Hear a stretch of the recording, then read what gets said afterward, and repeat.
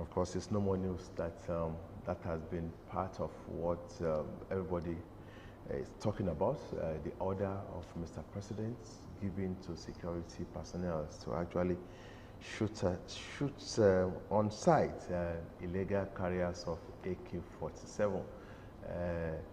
While we were actually on the program earlier on, behind the camera, Yinka was saying that shoot on sight is like point to kill. Anyway, this is a very serious situation. Point to kill is about fishes, but shooting at sight is about illegal carriers of AK-47. So this is what we want to discuss. FG shoots on sight order. And we have two guests that should be with us, but just one is with us right now. And I'm very happy that the person that is with us definitely should be the person that is that should be part of those who are talking about this. I'm talking about Prince Hadi Sonny, who is the Special Assistant to the Governor of Ogun State on Inter-Ethnic Affairs. He's been here on some few occasions. He's got to be here right now. Prince Hadi Sonny, you're welcome to the program. Welcome, thank you. Good morning, viewers. Good morning, Nigerians. Good morning, sir. Looking at the situation right now, I mean, the president has said that anybody, seen carrying AK-47 rifle should be shot on sight. No question asked, the person should be shot immediately. So how important, how significant is this particular order given by the president, looking at the security situation in the country? How significant is this particular order? Thank you so much. The issue of security is a critical issue.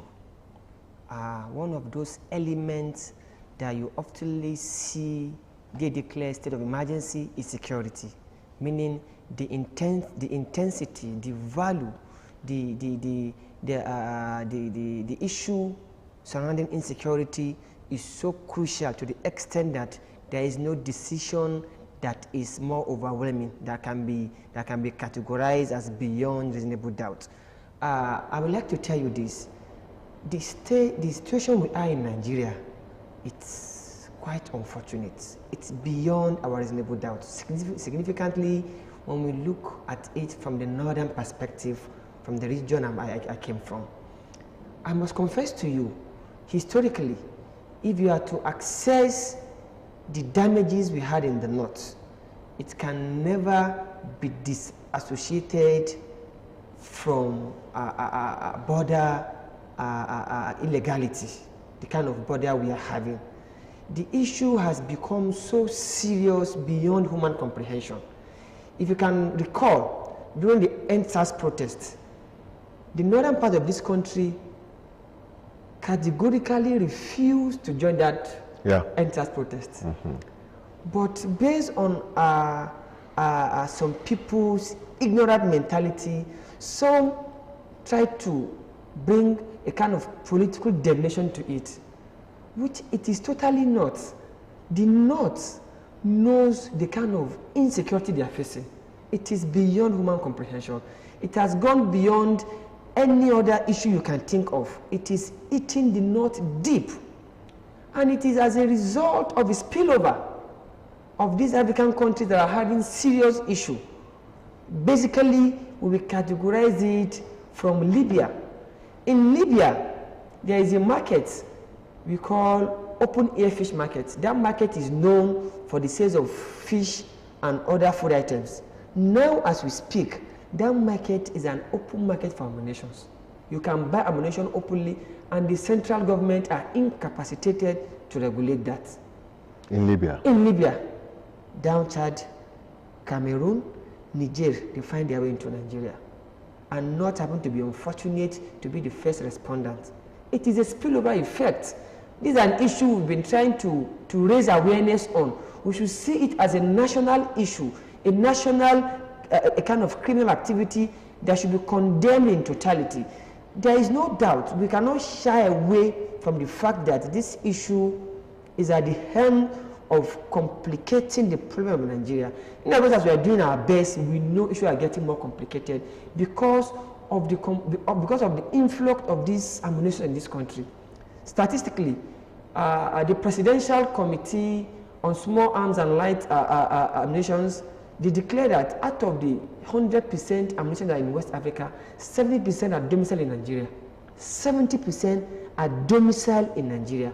Because when they escape from countries like Libya, they are more comfortable in Nigeria. They can't wait in Chad, they can't wait in Cameroon, they can't wait in Niger. Many few tend to wait in this country because they are not economic vibrant to accommodate their criminality and have a financial kind of benefit to their criminality. Most of them are in Nigeria. The situation is tense in the north. Katsina, Sokoto, Zamfara, and some part of Kano is getting out of hand. So I think in fact, this decision is even, it's highly welcomed. Over 80% of private arms with individuals, over 80% are illegal. Over 80%. You have to excuse before you see the 20% that have a license, and that's why even the Nigerian police has to officially stop licensing private arms. Over 80% are privately owned. And there is no way when there is a kind of unorganized, unlicensed arms with people, the criminality will increase. And it's high time we see it as a national problem. We should mitigate politicizing this issue. We should mitigate creating ethnic profiling into this issue and see it as a national problem eating us deep. Okay, I won't argue the fact that yes, there could be foreigners from Libya, from Niger, from Chad, from what have you, infiltrating, especially when it comes to the issue of banditry and herdsmen issue. But are we not sure? Are we still saying that they come on their own, or they were professionally put together, brought to this country by some Nigerians? How can foreigners be in the country around that region and know the roots? Is that, I mean, does that call for concern? It indeed calls for concern. Intelligence, not totally released to the public domain, has postulated that there are a lot of internal kind of politics behind it. From economic point of view, we get to have some reports that some part of the country that has some economic base, some power taboos has to involve this criminology to defend their share of those economic based activities. These are facts that the security agencies are working to substantiate, and we are hopeful and prayerful that security agencies to do their best to get to the root of the matter. Definitely we cannot overlook the fact that some people will be involved. That is normal, that is common. There is no way this issue will be eaten deep without having some political or some economic undertone behind it, some people building behind it for some personal, selfish and economic reason. But at this point in time, it's high time the leadership has to take a decisive decision such as this shoot on sight order. It has gone beyond pampering. I'm quite happy when the federal government as well declared that there won't be any sort of negotiation with the bandits. Negotiation will keep compounding problem because we are empowering them to get more cash, which will expand their capacity to have more ammunition, invariably increasing the criminology in the country. It's quite important. We cannot undermine that. There might be one or two intervention within, and which I think it is a responsibility of the security agencies, the DSS, and its corresponding security agencies to look deep and get into the root of the matter. If you can look into this, maybe a couple of weeks ago, the presidency also banned every air movement in Zamfara. It's by the fact that they observe some bandits, some criminals are receiving a kind of ammunition and food items through air. Maybe some troops can come and drop. I think so. You cannot do that without internal mechanisms. So I think it's part of this issue the presidency are looking into to see how to not just copy it, to get to the root of the matter so that we can resolve it. Because when you are sick, it's not about just taking medication. You have to be diagnosed.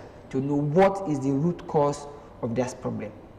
Okay, so talking about taking a decisive decision, you said federal government saying that they don't want to dialogue with this bandits, but looking at some of this few recent, or let me say numerous, not even few, kidnapping cases, especially in schools. We see that even in Zamfara right now, secondary schools have been closed, public secondary schools have been closed for now. But then with this dialogue, we have seen the release of some of these students. Looking at parents who might have their children with this bandit at a particular time, would you say that ruling out dialogue totally is best? Olenka, is it dialogue the federal government is talking about, or negotiations? Because negotiations, when we say negotiation, you know what it means. Yes, we are negotiating. Let me use that phrase as well. Negotiation, because they are having a conversation. That's why I decided to use the phrase dialogue. But the negotiation, would you say cracking down on them fully, which might lead to casualties, not just on the criminal side, but because when you negotiate, it means money. It means money. But then parents, I'm talking about from the perspective of parents who might have their children with the bandits at that particular time. Would you rule out negotiation totally? All right. The leadership of this country, any leadership, the role of leadership is to proffer a policy recommendation that will have a kind of both short-term and long-term benefit to the country. At times, we can forfeit the policies that will have a short-term benefit for the policies that will have a long-term benefit. So this is the situation we have at hand. Having a negotiation with bandits, we're just going to have a short-term benefit upon it. And if you want to achieve something significant, you have to make some sacrifice. If we keep going after short-term benefit of we just want to get the release of them and keep negotiating, giving them fund, we are forfeiting the long-term benefit of the unity of this country. That is just the bitter truth. We just want to solve problem today. We don't care complicating the problem of 10 years to come. That is not a good economic policy. That is a very bad economic policy. A security expert once said on one of our programs here that it's all about 2023 election. And of course, he said those involved in this kidnapping and banditry are so low in life that the huge money they collect, they cannot spend it anywhere. They don't need it in the forest, and they can't come to town to build hotel or build big houses, which means some people are behind. They just give them their court, they set them up to do the job, all in the process of piling enough cash to pursue the 23 election. Like our politicians, in quote, so to say, don't mind if few people die alongside them, if few people die in the process of actually preparing for the 2023 election, just like soldiers who go to war would not mind losing some 10%, will not mind having 10% casualty, so far it is not more than 10%. It is still a win-win situation. What do you say to this? This is a very critical issue, very, very critical issue that requires the job of security agencies to substantiate those facts, because we are hoping the security agencies and the presidency should go a long way in at least having a scapegoat for this issue.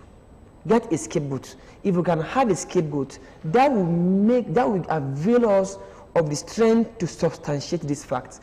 We cannot deny the fact that in politics a lot of things are involved, but this is a very, very huge situation that you cannot ordinarily just affiliate someone into it, because it's a very compounded problem.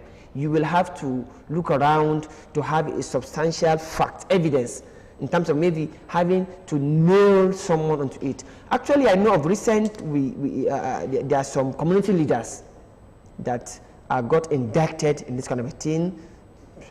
Like they are quite aware of this kind of thing that are happening. And I'm very sure the security agencies have a clue to look much more into this. And conventionally, I know there is a legal backing to go deep to prosecute these people, even if they are politicians, they're like backing.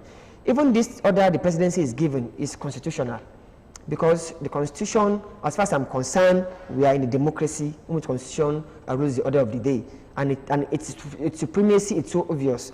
The first section of the constitution, section 1 subsection section 1 sub 1, said this constitution is supreme and its provision shall have binding force on every individual. So whatever presidency are doing is within the constitutional framework. And one of the most important segments of the constitution is fundamental human rights, which talked about right to live. If you cannot live in a country, then whatsoever other thing government are providing, it's nothing. If you are not alive, you cannot enjoy any facilities. So all these issues, either politicians are behind it, either the businessmen, either community leaders. It's high time government go deep. We cannot just categorically associate this issue to someone directly, because it's a very compounded problem. But we are hoping that security agencies are getting more clear. Even a common man is getting more clear on it can be this or that part of the situation, the question we are raising as well now.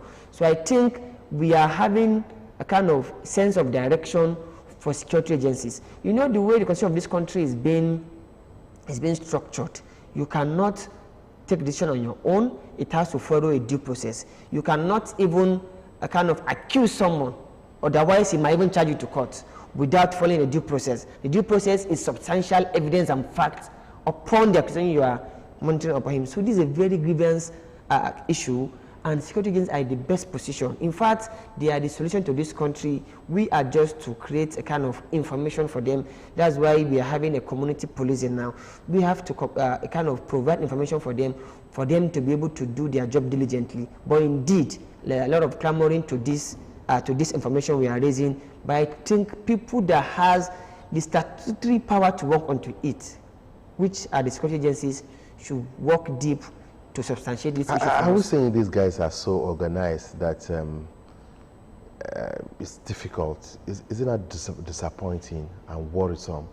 Is it their organization, or is it, I don't want to say there is lack of competence in the military, or is something holding them down to actually go full blast against criminals who are close to terrorists, bandits, herdsmen that are illegal, carrying guns here and there. Is it not shameful, let me put it that way, that it's like they have a master class that is actually not allowing the Nigerian security forces to grab them or to diffuse them? So actually, as you know earlier, as I said earlier on, I'm from the northern part of this country. I'm quite familiar to most of this problem because it affects us directly. It's an issue we analyze and overanalyzed every day and night. We just visited. We had one of our villages being ransacked, people killed here and there. The issue is that fighting terrorism, banditry, and such criminality, they are more difficult than conventional warfare. Conventional warfare, you can face them directly and you can flush them. But it's not a kind of conventional warfare that will just go and face them. If security agents come to a community, don't be surprised where they are. Those guys has informants. Not even informants, part of them might even be there. It's not written on their forehead, and they will not be holding that AK-47 maybe openly. So as you can see, it's a kind of criminality. Where then is the intelligence machinery? That is it. Of our military. That is it. That they relied on to forestall, because they should know.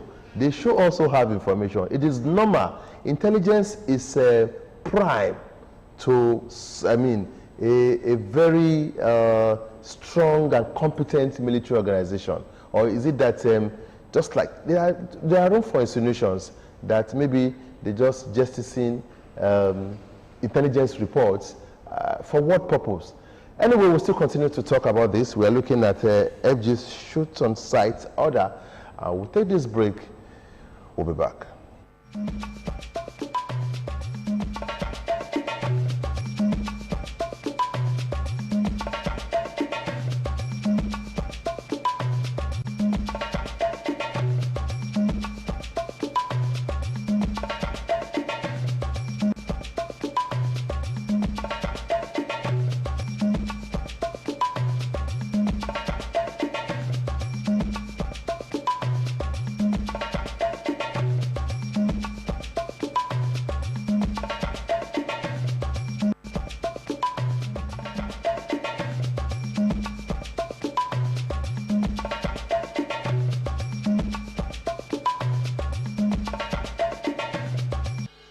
Fellow Nigerians, do you know that constituency projects are actually your projects? Do you know that constituency projects are funded by the federal government? Do you know that you can track release of constituency project funds for projects located in your constituency and follow up to know how they have been executed? Constituency projects happen because government does not want to leave any community out in development efforts. You have a responsibility to know what constituency project has been planned for your community, how much has been allocated for it, and whether value for money has been delivered. Take ownership of constituency projects located in your community. Protect them because they belong to you. Government knows about your needs and is planning for you. Government needs your help to ensure quality delivery. Know that constituency projects are actually your projects. Protect your constituency project. My constituency, my project. For information on funds allocated to projects in your constituency, call 0800 2255 4272. This message is from the Independent Corrupt Practices and Other Related Offences Commission and the National Orientation Agency.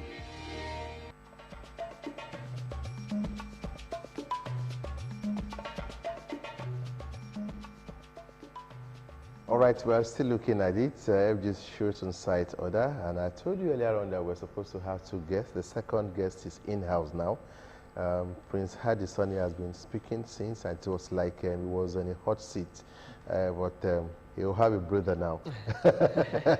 As our second guest, a legal practitioner, Olubayo Duroja, is in-house. You're welcome to the program. Good morning. Yes, sir, you're also aware of the order from the president. Owing AK-47, can he have a legal backing? Majority of those who have AK-47, is AK-47 part of the rifles that police can give you right to own? Well, I think that question should be for a police officer. I'm a legal practitioner, and what I believe is that as it stands now, nobody is permitted to carry arms anyhow. Even if you are going to be licensed, I think that has been played down now. People are not just being licensed to carry gun anyhow because we are aware of the fact that people now use arms to do a lot of havoc, to cause a lot of havoc. So as it stands, basically I can't really say. I think a police officer should be able to answer whether AK-47 particularly, as an arm is something that but obviously it is obvious that most of those who carry it to do what we have been witnessing in recent times definitely own it illegally, and just like you said, maybe smuggles them in from open market in some countries. Very well. And well, that actually is illegal. That is outrightly illegal. If anybody is carrying AK-47 and the person is not licensed, is not gotten from the government directly with license, that person is carrying that AK-47 illegally, and that will be against the law. From your own perspective, how important or how significant is this new order by the president? Yeah. How important is it to the fight against insecurity and banditry in the country? Well, for me, I had expected this for a very long time, that such order should be given by the federal government, even particularly by the president, hearing from the president. But also, if we have to bring it from the angle of the law, sometimes crime do give back to crime. If you give an order that if you see anybody carrying AK-47 or X-men carrying AK-47, shoot at sight, the question is, where is the place of the human rights? I was coming to that. Where is the place of human rights? I was coming to that. Because, that can cause anarchy.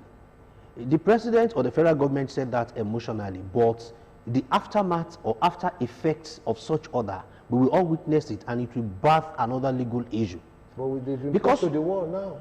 I think the government has been pushed to the wall. That's why the president is giving that. I don't believe government should be pushed to the wall. I don't believe that. They should have government should have the capacity. Yeah, capacity. Yeah.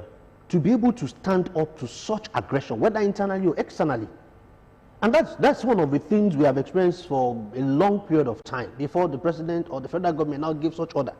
And now this order now, you see there are some overzealous law enforcement agents. For the fact that the order has been given, they will start shooting, and that shooting becomes illegal, and people started, extrajudicial killing will begin. Are you saying that this is also an act of weakness? What can we do? We are confused. What should we do? I agree. That is it. Because when you are talking about banditry and insurgency, as we have seen it in Nigeria, for me, we have been in a go-slow, and the bandits, the insurgents, have taken over, such that we don't even know what to do. So on our own part, it has become weakness. On our own part, it's as if we don't know the direction, because I wouldn't understand, this has started for how many years? It's going to almost 12 or 16 years, right from the administration of President Goodluck Jonathan. And up till now, we've not been able to find a solution to curtailing bandits, insurgents, and the rest. So for me, there is a likelihood that that order gives back to another crime. Crime giving back to crime. Yes, it's a crime. Let me ask you this question. At the meeting, before this order came out, there was even consideration for the use of mercenaries. That is disturbing, and that tells you the confidence, the lack of confidence, whether we like it or not, in our security force agency. Very well. Isn't that worrisome? For that thought to come to the table, it means lack of confidence in our security agencies. So, are we not, I don't want to say, are we doomed? The truth of the matter is that we cannot hide this. We cannot hide this. We have issues with our security apparatus or security institution in Nigeria. There is difference between even the armed carrying security personnel and the money carrying security personnel. The security institution in Nigeria has been infiltrated.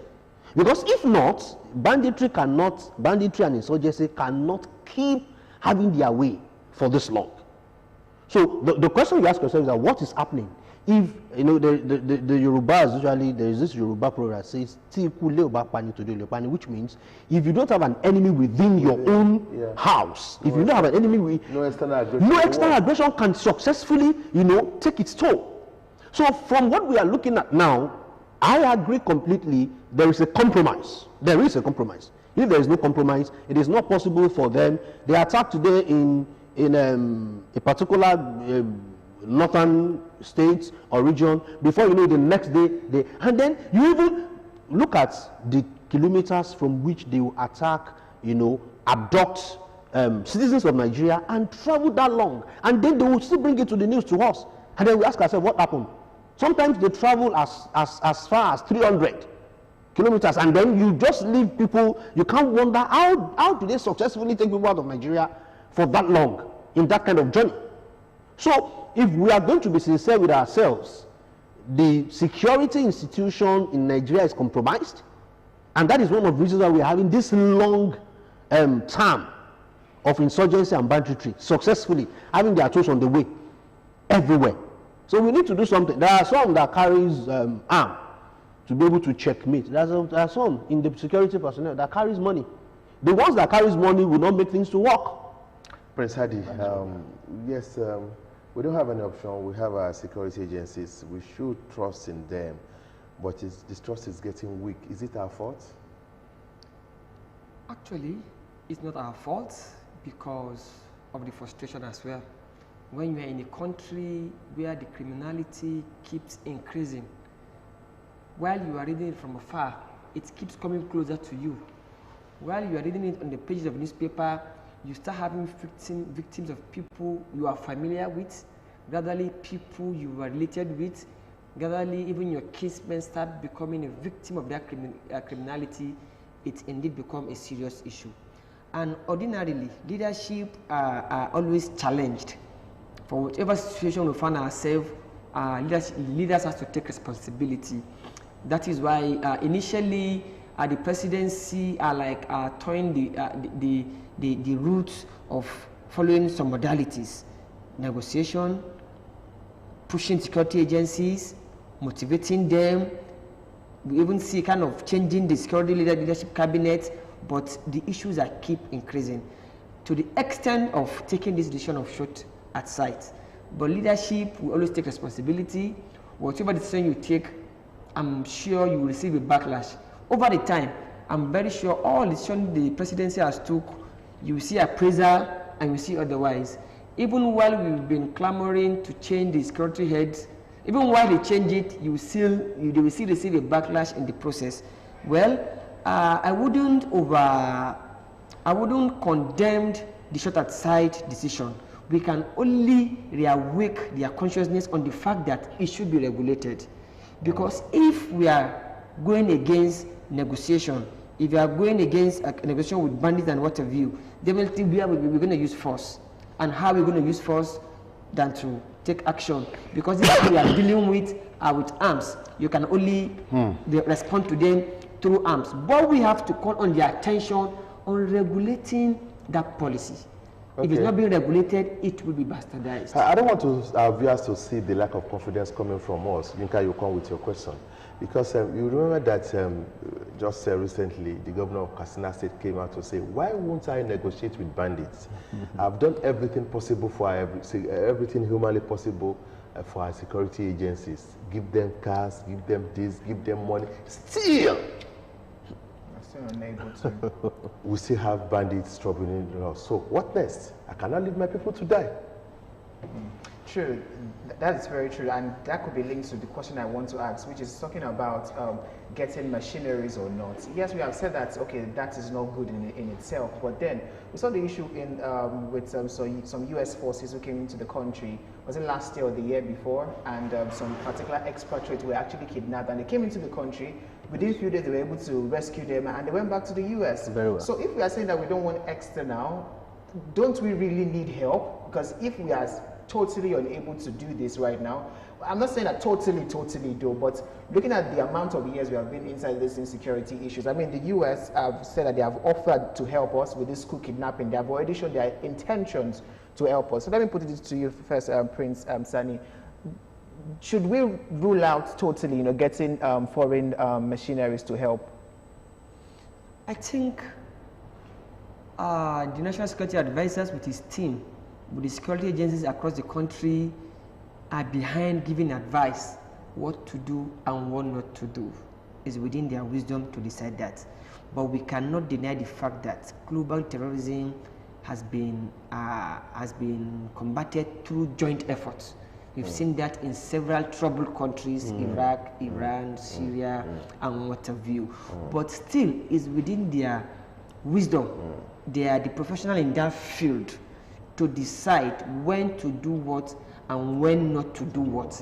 But it is obvious what you cannot do alone. If someone helps you, you might be able to achieve it. So that's the issue surrounding that. But we cannot deny the fact that they might as well be citing some negativity surrounding that. Whatsoever reason, I think it's best known to them. But it's obvious, even a common man knows what you're unable to achieve alone. If someone comes to help you, you might achieve it. Also, a common man also knows at times some helpful hands used to come with some hidden agenda. Okay, yeah, your view on that. Well, the truth is we cannot do without help. We need help. But for me, I feel that the security institution in Nigeria should have come of age. We cannot keep asking for help. We are a nation. The reason why we have that security outfit is for them to be able to protect us. So if we keep asking for help, what does that mean? We need help, but there is a way the help will come in when we are even being able to do something on our own.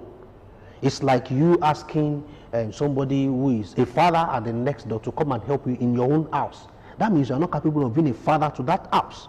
So as it is, I agree with the fact that we need help. Life is made for us to help ourselves. But when are we going to come of age? When are we going to graduate? When are we going to become, endowed with that capacity that such other countries will also call for our own help? When are we going to be endowed with that capacity? That's how we are going to end it. I'll answer your question by just remembering the song of Mbisi. I will say, if you ask me. Now we will ask. That's how it's going to be on this segment of the program. That is talking about our first topic, FG's shoot on site order, and we've been having as our guest Olu Bayo Drojai, a legal practitioner. Thank you very much for coming, and of course Prince Hadi Sonny, essay to the Governor on Inter-Ethnic Affairs. Thank you once again for coming to the program. Thank you so much. Of course, the program continues. Don't go nowhere. We'll be back.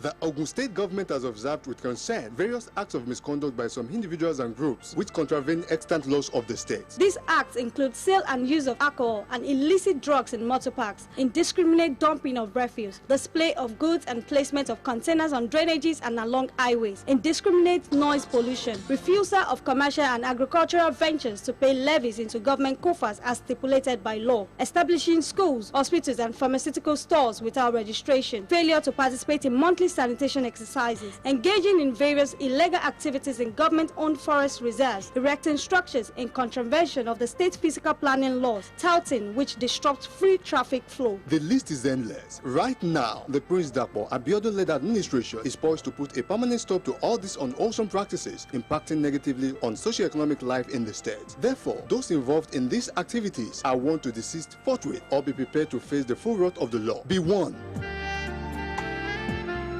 This message is from the Harmonized Task Force for the Control of Illegalities in Ogun State. Lara, come join us now. No vex, Aisha. Coronavirus still dey tell. So you no go still follow us play again? Abeg, wetin be this, Lara? Life don't turn normal now. But people still dey sick. Some dey even die for this COVID matter. Lara dey correct for the matter. So now wetin we go do? Make we dey use soap dey take wash our hands for at least 20 seconds. As we dey wash am, make we dey sing the happy birthday song 2 times for our imaginary friends. When we dey outside with people, make we dey leave space between una self at least 6 feet. We suppose dey wear face mask if we dey outside. And if person cough or sneeze, make dem dey bend their elbow or use tissue and throw away am well. And abeg my party, e better make una sit down for house if una no need comot. But e dey tire person to dey stay for inside house every day. E no bam. Kanayo, how you go feel if you catch the virus as you dey play for yard? Go give your papa, mama, your brothers and sisters dem. You dey correct, Lara. You know what am? Make we form one squad, go call am Operation Run Out Coronavirus. We go do all the preventive measures wey officials don put in place and encourage everybody make dem do the same thing. Roger that. Peddling unfounded rumor on farmers and herdsmen, misinforming others, spreading fake news are all ill wind that blows no one any good. We all stand to gain nothing from causing disaffection among ourselves. North, south, east or west, we are all Nigerians and we must all live in peace and harmony. Let us stop spreading unfounded rumors. Let us give peace a chance in Ogun State.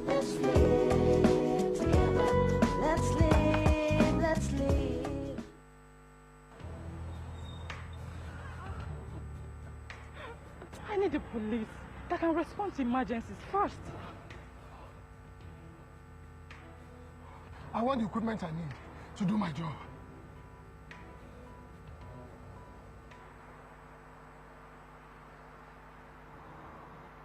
I want a police that won't harass or arrest me for no just reason.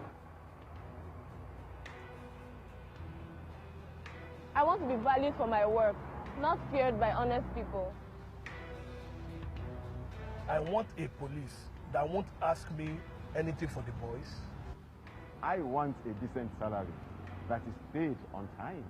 If it happens, with good laws, proper funding, training, and cooperation. If it happen. If it happen. If it happen.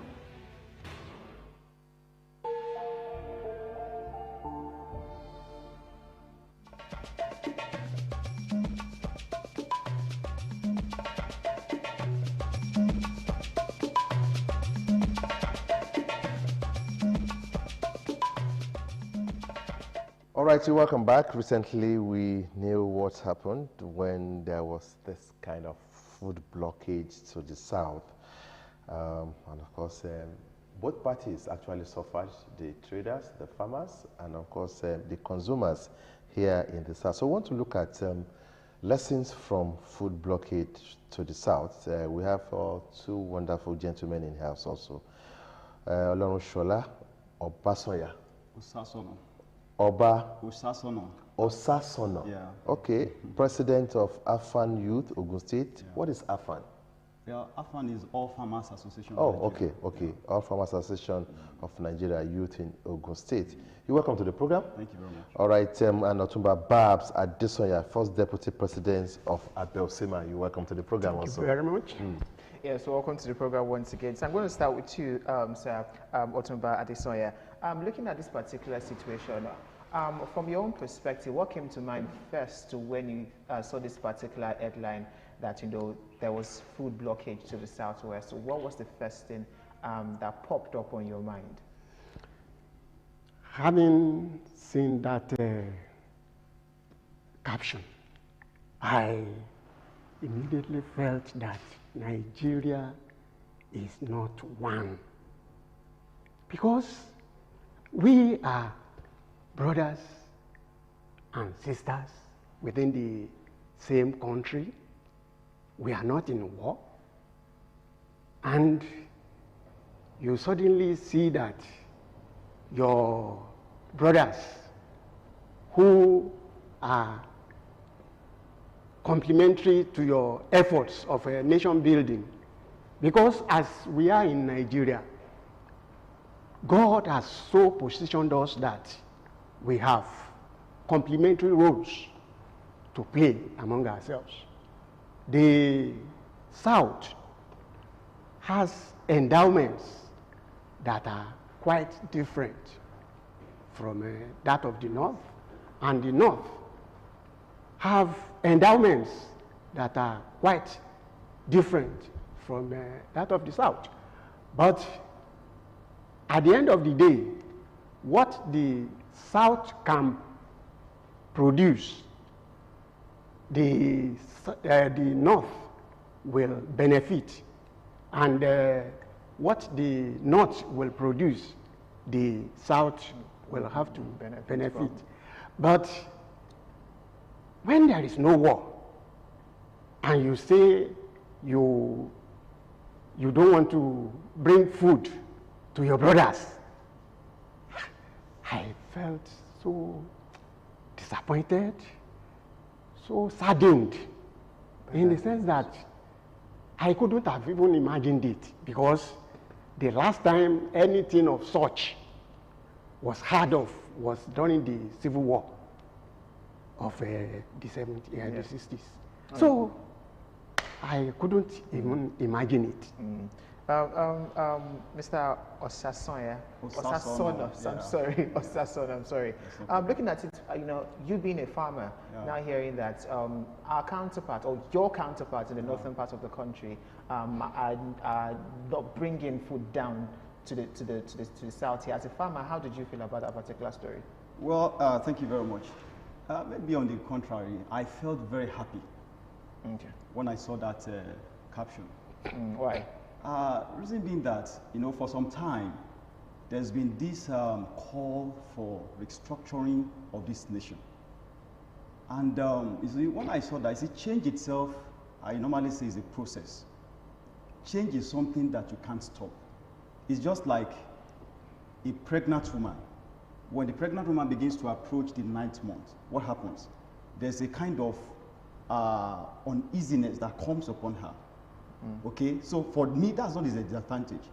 So we have been crying for restructuring, and what happened actually came to confirm to us that this nation has to be restructured. And the question is that, why should I depend on my counterpart in the north to feed me?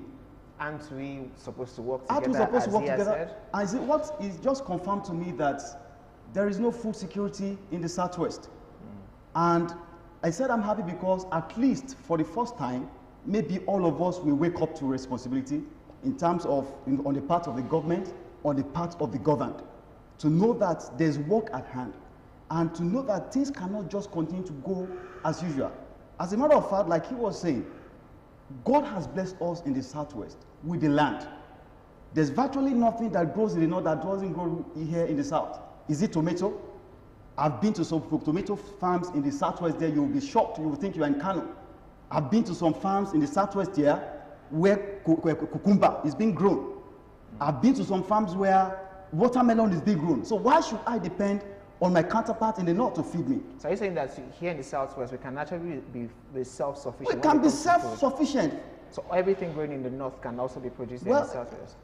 There's what we call comparative advantage in some of these commodities. But I want to tell you that it has been debunked to a very large extent that some of the crops that we think that only grows well in the north doesn't grow well here. Talk of all these vegetables I've mentioned, including cotton and everything.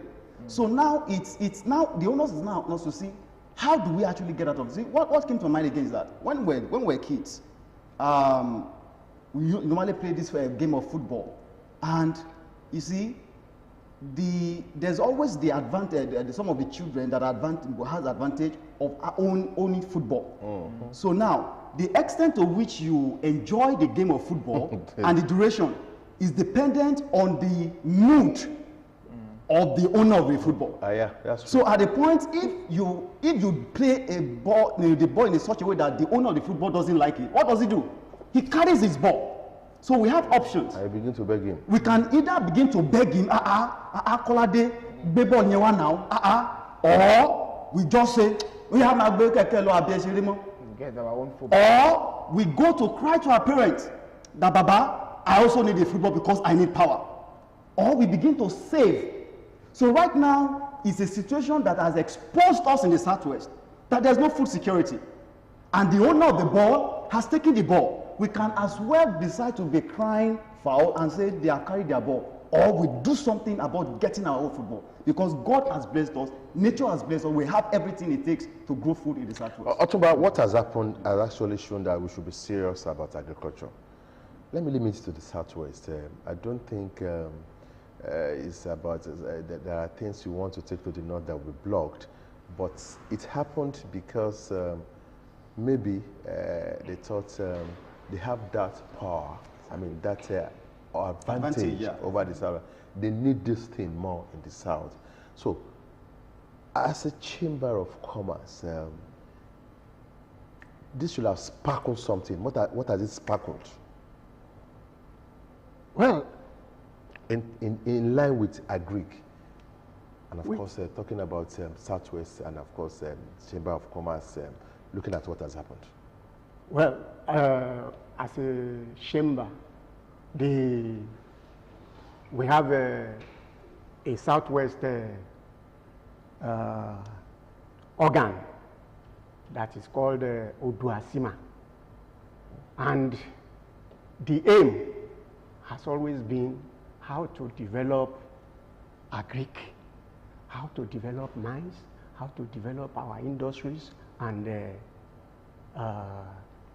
our commerce. So with this, with what the blockage has exposed us to, we now felt, yes, this is the time to do more on what we have been doing. And that is in terms of growing, paying the right attention to growing our food crops. When you look at the Southwest, like he said, there are so many of these vegetables that will thrive if not as well as it in the north, but we will still get to feed ourselves. But it's not as if, as chambers, we have not been encouraging our members to go into all this production. But you will discover that most of the production have been going to export and industrial use, rather than feeding our people. So the attention now will be focused to gearing up the production to not only take care of our people, but also because the issue of export is very, very important to us, because the issue of relying on petroleum is a very serious problem we face. So we will want to increase our production of all these food and produce. Now, Olushola, are you saying that for quite some time, even though they have not come out to shout about it, are you saying that farmers have been threatened with the regular influx of farm produce from the north? Especially looking at what Baba said, it's not for consumption alone, it's also for production. Some companies, a majority of them could be based here, food companies, for example, will need it for paste and all those things. But my question is that, because from the way you answered that, well, it's kind of an eye-opener. Are you farmers, have you been threatened? Are you not making your money? Are you not making enough on what you produce? Are they stagnant? So what has been the situation? Well, from a practical point of view now, I will still maintain the fact that we've not been able to produce sufficient food in the Southwest. And of course, the threat is there. Let me just give you this instance.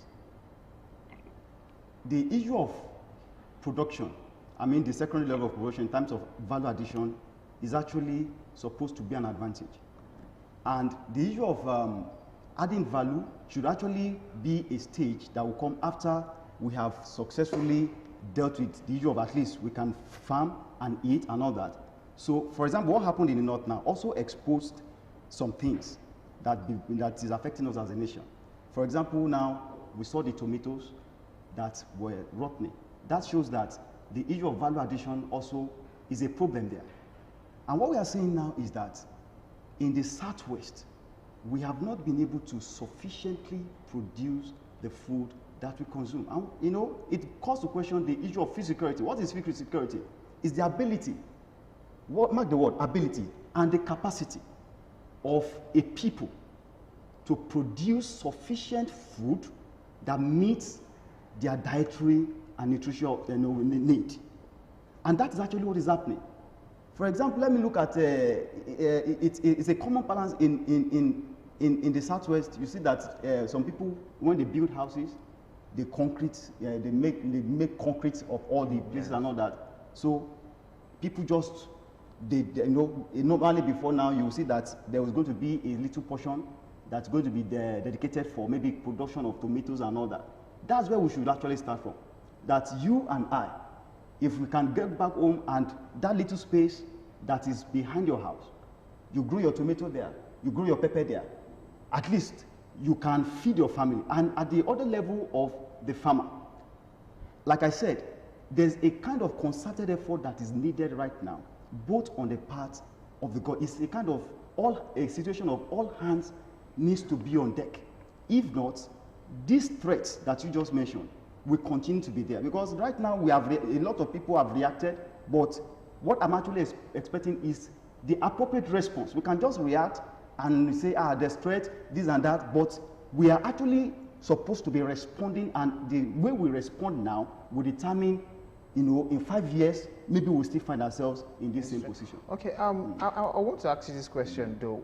why is it that the youths here in the Southwest, why is there no motivation? Is it money issue? Is it exposure issue? Is it a brain drain? Why most of the youths in the Southwest here are not looking into, you know, expanding into agriculture since we have the land? Is it an issue where, you know, most youths don't have the opportunity to clear lands? I mean, yes, we do have the Anchor Borers program, you know, here in Ogun State, you understand, but I can't speak for the same, I can't speak if the same issue is across the entire Southwest. But then, what do you think is the issue when it comes to agricultural production in the Southwest and the youths? You know, why are the youths not, you know, focusing majorly on, you know, going to this business? Well, I won't say that the youths are not focusing on agriculture. We have a lot of youths that are doing fantastic jobs in the agricultural sector. And like you said, there are a lot of factors that affect this. The first one is the issue of land. As a matter of fact, we have land in Ogun State, but how many of those lands are cleared? That's the first question. And you see, another thing is that even after you have cleared the land, like I was somewhere around Yewa axis, and I got there during the dry season, and I met some of these young people, traditional farmers. They were playing ayu on a broad, you know, in the daytime, in the afternoon. They were playing ayu. So I was like, did you people not go to farm today? They said, we can't go to farm because there's nothing to do on the farm again and all that. And I said to myself that this is actually a pointer to the fact that we have not been able to maximize production. Because if we can only depend on the rain-fed agriculture, are you getting me? Now, that means in the dry season, nobody goes to the field. And see, when you are talking about youth involvement in agriculture, the young person actually would not want to put his time and his resources in something that will not generate much for him. And there's a statement I always say that there's a difference between agri-business and agri-busyness. You see, there's business and there's busyness. A lot of things that what is happening to a lot of farmers in the Southwest here is that many of us are just doing business, but not business. Just to get, yeah. something doing. Okay, I'm not jobless. Yes, if I want to really do agri-business, that means that there must be facility and infrastructure in terms of irrigation. So imagine if we have in some of those places, the lands are cleared and irrigation facilities are there, you form a kind of a farm settlement and all that, and you put all the amenities there, and you get to attract these young people, and you see, you will not even force them to come to the farm. A lot of young people are willing to go to the farm, but the truth of the matter is that the atmosphere is still something that we need to work on. Okay. Sir, looking at our university system or the polytechnic system in the country, do you believe that they are rolling out, you know, the students are going, you know, into agriculture? I mean, we have a University of Agriculture here in Abeokuta. From your own expertise, do you think that they are producing the right kind of farmers that we do need? Well, the issue is not that of producing the right kind of farmers. What is wrong is that the system does not take off from what we call a needs-based or demand-driven approach. For instance, when you go to any of the university and you ask what they are studying, you will discover that they are not studying those relevant courses that are germane to the development of our... Most of their courses are obsolete. They shouldn't even be teaching some of the things Exactly.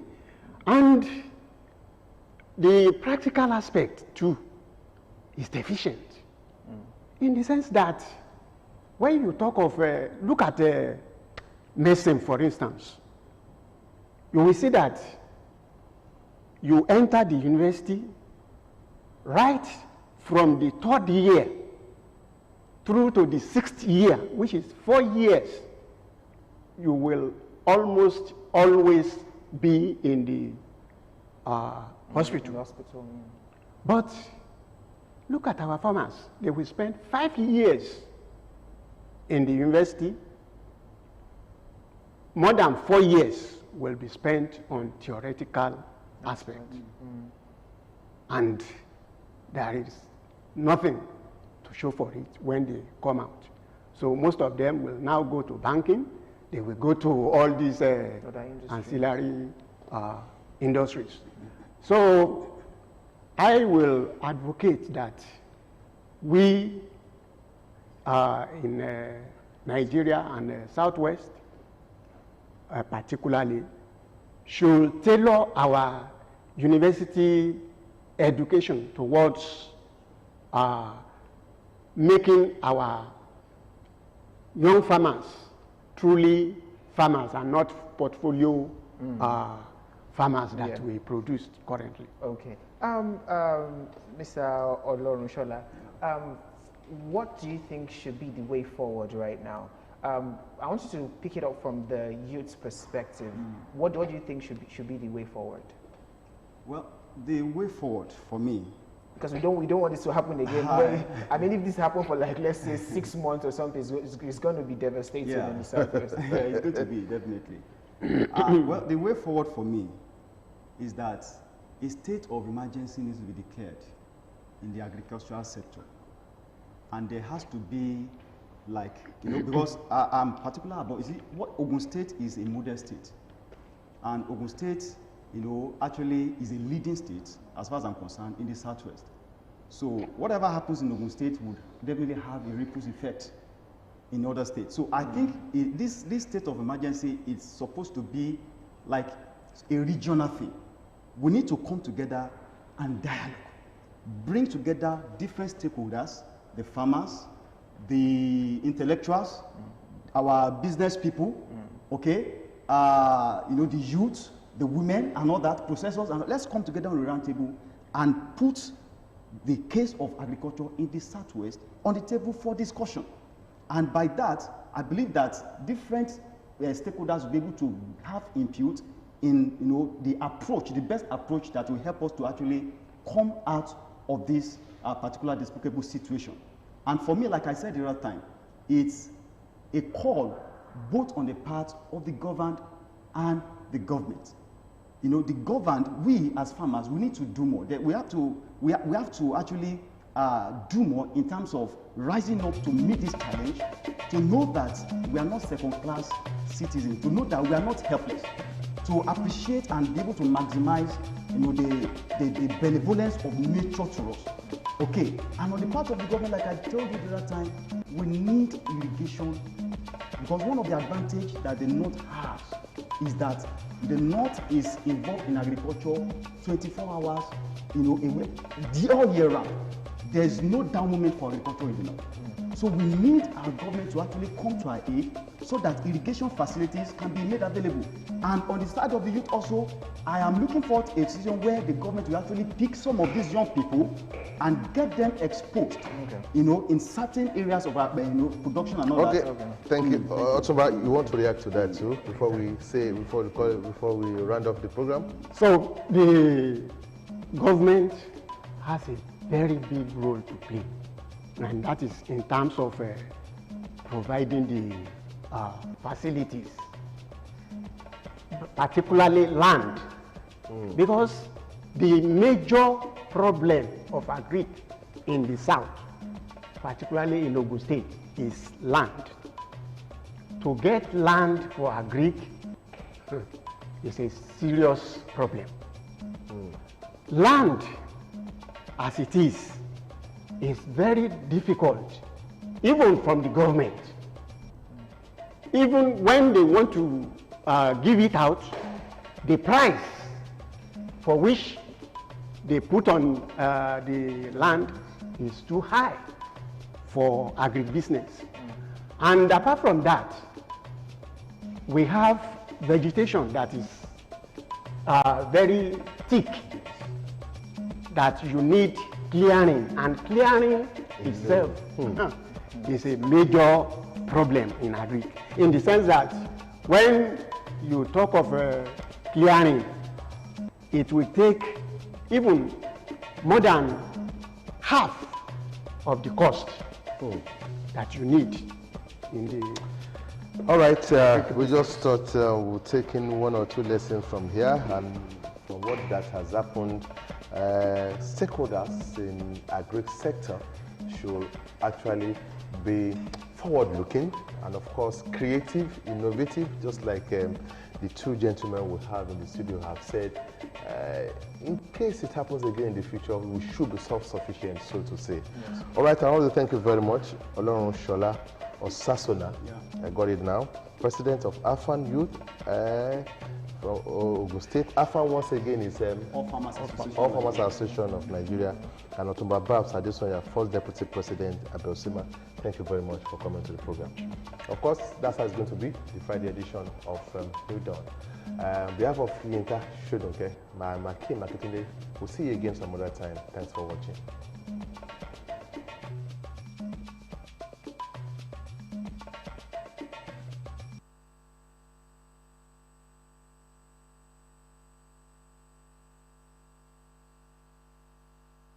Ẹ kú jókòó gbẹ̀yìn ará ilé. Gẹ́gẹ́